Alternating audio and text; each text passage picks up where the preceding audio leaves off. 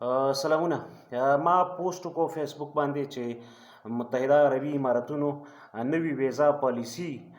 نن په 3 اکتوبر باندې اناونس کړې ده، اپروو کړې ده او د نن نافذ العمل ده. او د دغه پالیسۍ لاندې 10 قسمه ویزو کې په حصول کې نرمي ډیره زیاته ډراسټیک ده یا ډرامیټیک ده یا ډیره زیاته یعنی د تیر په مقابله کې ډیر زیات اسانه کړې ده. بالخصوص د کفیل او د سپانسر یا ضامن چې ورته وایي، کفیل او ضامن یا سپانسر او هوسټ، د هغې شرط یې د ډیرو په دغه 10 قسمه ویزو کې ختم کړی دی. په دغه 10 قسمه ویزو کې خو څه ګرین دي او څه ګولډن دي، هغه خو د لاندې یا د میډل کلاس خلکو، زموږ د غریبو خلکو نه دي، خو د سکل لیبر، د ګریجویټس، پروفیشنلز، فریلانسرز لپاره ډېرې ښې موقع دي. یو خو دا چې ټورسټ ویزه به تاسو لګوله نو وړاندې به د 13 ورځو لګېده د متحده عربي امارتونو د مختلفو اماراتو، اوس به د 15 ورځو لګي. نو دا هم نسبتا هلته چې کوم خلک په ټورسټ ویزه باندې زموږ خلک ځي او هلته ځان له روزګار ګوري، د یوې میاشت به ایکسټینډیبل 2-3 دغسې وخت تېري. نو اوس به انیشیلي دي ته د 15 ورځو لګي او رینیوبل به یا به ایکسټینډیبلي. نمبر 1 او هوسټ یا سپانسر د کپیل او ورسره د ضامن شرط بنئ. دین علاوه جاب سیکرز چې کوم دي، ګریجویټس د مختلفو یونیورسټونو، د دنیا د ټاپ 500 یونیورسټونو، د دنیا د سر د 1500 یونیورسټونو چې کوم خلک فارغ وي، ګریجویټس وي،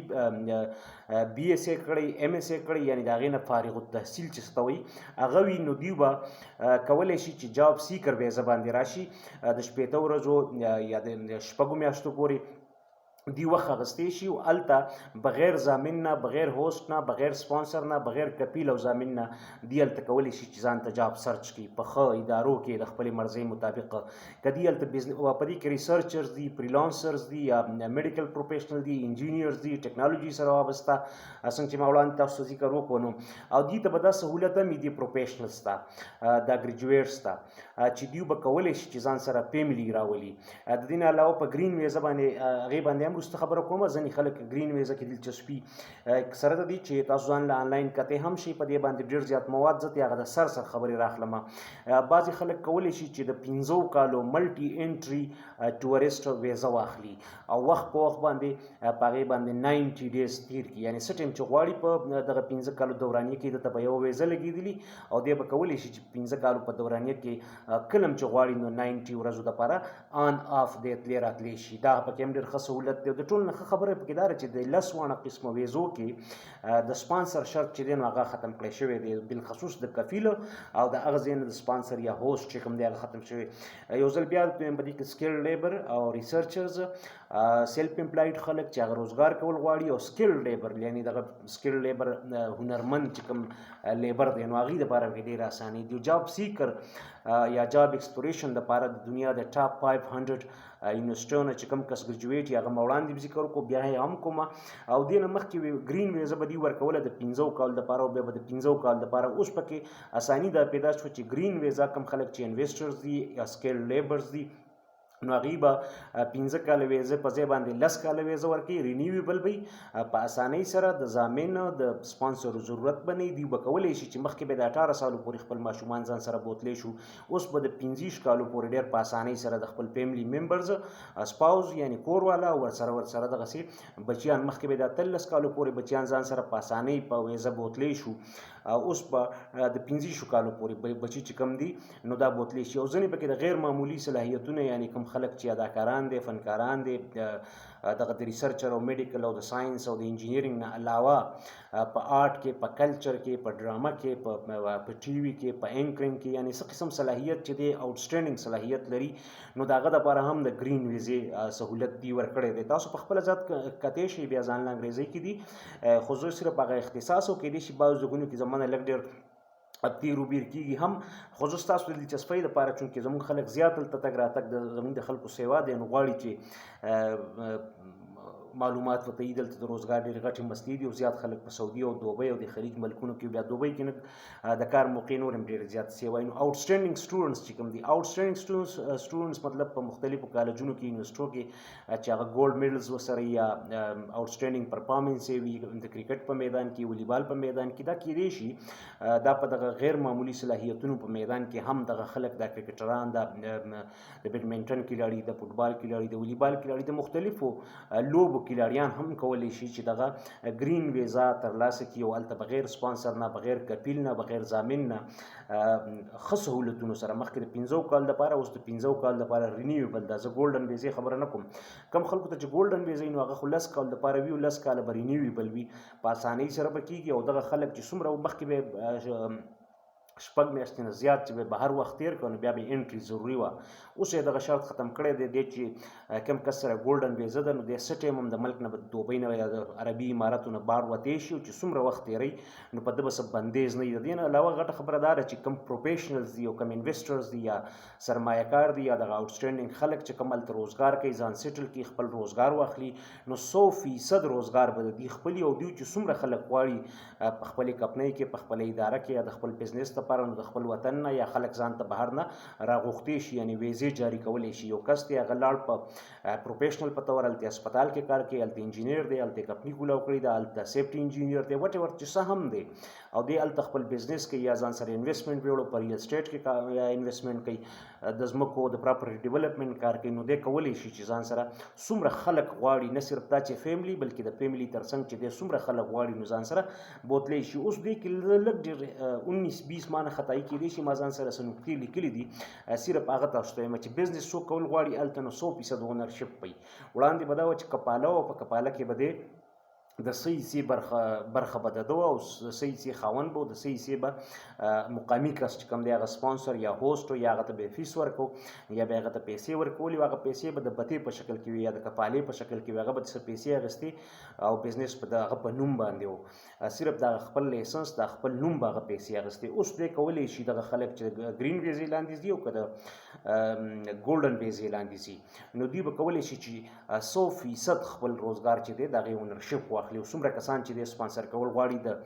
بهر نه، یعنې د خپل کلي وطن نه که دی ځان سره خلک د خپل روزګار د خپل بزنس د ایکسپینشن یا مزدورانو په طور بوتله غواړي یا د نور هنرمندانو بوتله غواړي نو دی به بوتلی شي او ښځه او بچي به هم د 15 کالو پورې بوتلی شي. فیملی ته به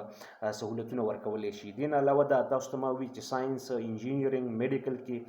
ایډمنسټریشن کې چې کوم خلکو ایجوکیشن وي او دا پروفیشنل وي، ایډمنسټریټ یعنې بزنس ایډمنسټریشن، پبلک ایډمنسټریشن، MPA چا کړی. دې نه علاوه تعلیم کې په ایجوکیشن کې چې چا تخصص یا د سپیشلایزیشن وي نو هغوی هم دغه ګرین ویزه ترلاسه کولی شي او دغه په اسانو شرطونو باندې چې کومې ویزې دي نو د هغه خلک هم چې هغه پروفیشنلز وي، هایلی سکیلډ پروفیشنل چې څه ته وایي یا مطلب آوټسټینډنګ پروفیشنلز وي، مهارتونه وي، ریسرچ جرنلز کې چاپ وي څیزونه د یونیورسټو نه ډسټینګشډ پوزیشن یې ترلاسه کړي نو هغه ډېر په اسانۍ سره اوس کولی شي چې د سپانسر نه، ضامن نه او د دغسې د کفیل نه بغیر هلته ویزا ګرین ویزې ته لاړ شي یا کم از کم ټورسټ ویزې په اسانو شرطونو باندې لاړ شي یا د جاب سیکر یا جاب ایکسپلوریشن نو دوی هلته فیسیلیټیټ کېږي او دغه وخته پورې به یعنې نسبتاً کم چې به وړاندې خلک تله هلته به جاب سیکینګ ویزې هلته نه وي، هغسې اسانې نه وي. اوس دوی غواړي چې زیات نه زیات پروفیشنلز زیات نه زیات خلک ځان ته اټریکټ کړي او دغلته لایف سټینډرډ نه صرف د خلکو لایف سټینډرډ ښه کړي بلکې خپل معیشت ته هم نوره وده ورکړي. دوبۍ ډېر په تیزۍ سره هغوی ایکسپلوریشن روان کړی دی. ما نن یو پوسټ هم کړی چې میټاورس کې هغوی د کوم فیسبوک چې کوم ورچوال یا اګمنټډ ریالټي کوم پروګرام دی میټاورس نو په هغې کې نن دوبۍ لومبۍ د عربي هیواد دی یا لومبۍ هیواد دی چې هلته وزارت قایم کړو د معیشت وزارت نو هغوی ډېر په تیزۍ سره نه صرف اوس بلکې 500 کال نه لګیا دي ایکسپینشن کوي که ټوریزم دی او که هغه خلک اټریکټ کول دي بالخصوص ساینټسټ،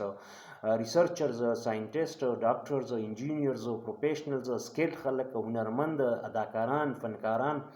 یعنې لوبغاړي، دغه ټول هر قسم خلکو هغوی کوشش کوي چې د هغوی خپل هغه د ویزې شرطونه ورته اسان کړي، د ژوند شرایط ورته برابر کړي، سهولتونه ورته زیات نه زیات کړي او ژوند یې هلته جوړ کړي او هلته بیا ریزیډنس یو قسم مستقل وي د بچو سره، د ښځې سره، د خلکو سره هلته انویسټمنټ کوي او ری انویسټمنټ هم هلته کوي او چې څه ګټي هم هلته یې لګوي یا خلکو ته یې رالیږي نه رالیږي هغه ځان له خبره ده. خو د دوبۍ تصور دا دی چې خلک دغلته د هغوی کوشش دا دی چې اوس دغلته د نورې دنیا په مقابله کې ځکه چې اوس په تیلو باندې د هغې انحصار کمیږي په روایتي طریقو باندې عرب ملکونه اوس غواړي چې روایتي چې کوم ریسورسز دي او نیچرل ریسورسز دي هغه اوس ایکسپلایټ کړي دي هغوی ټول نو اوس به غواړي چې د ایډمنسټریټیو حساب سره انویسټمنټ اټریکټ کړي. نو دا او ډېره ښه خبره ده، پکار ده چې نور ملکونه ته نور قانونونه ته هم زده کړه وکړي. دا دماغ د سر څه خبرې تاسو ته وکړي، ګنې په دې کې ډېر فریلانسرز هم کولی شي او ځینې خبرې تکراري شي بار بار. سیلف امپلایډ خلک چې په خپل ځان له روزګار پیدا کړي دی هغې ته سهولت. او بیا تاسو کولی شئ چې دغه 10 قسمه ویزې دي هغه بیا تاسو ځان له پخپله په انګریزۍ کې چې کوم ملګري لږ ډېر مهارت لري څه ورځې بعد په پښتو اردو کې هم په کتاب اخبارونو کې بلاګس کې به راشي. خو بهرحال دا هغه اجمالي خلاصه ده. نو دا د هغه خلکو دپاره چې ټیلنټډ وي، هنرمند وي، هغه جاب سیکرز وي، هغه په ښه یونیورسټو کې وي، ډسټنګش پاتې شوي، آوټسټینډنګ پاتې شوي، په لوبو کې میدان کې د فن او د هنر په میدان کې، موسیقۍ په میدان کې، یا ډاکټرز وي، انجینیرز وي، ټیکنیشنز وي، ایڈمنسټریشن کې کار کولی شي، ایجوکیټرز وي یعنی په ایجوکیشن یې ډېر لاس بر وي، په ایجوکیشن کې سپیشلیسټ وي، سپیشلایزیشن یې کړی. نو د دې خلکو دپاره ډېرې ښې موقع دي. اساني پکې دا ده چې تیر په مقابله کې دلته دورانیه چې کوم ده نو د ویزې سیوا شوي ده. بل دا چې اهمه خبره دا ده چې د کفیل او د ضامن شرایط چې دي نو هغه ترې لرې کړی شوي دي. دا ویډیو خامخا ملګرو سره ځکه شریکه کوي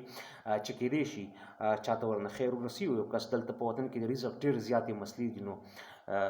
ډېر سهولت به یعنې که یو کس ته هم خیر ورسي دا به زما هم خیر وي او د ستاسو ټولو به زموږ شریک ایفرټ وي چې یو چاته سهولت پیدا شي، دغه کور والا ته، دغه خلکو ته، دغه ملګرو یارانو دوستانو ته، هغه ذات ته یعنې ان پرسن هغه ته سهولت پیدا شي. نو دا ټول نه لویه خبره ده. دا مختصر خبرې وي، مختصر نه ډېرې اوږدې شوې، خو بهرحال بخښنه غواړم ضروري وي. څومره چې ما په ذهن کې څیزونه راتله نو هغه مې تاسو وړاندې کېښوده. د ټول د وخت راکولو مننه.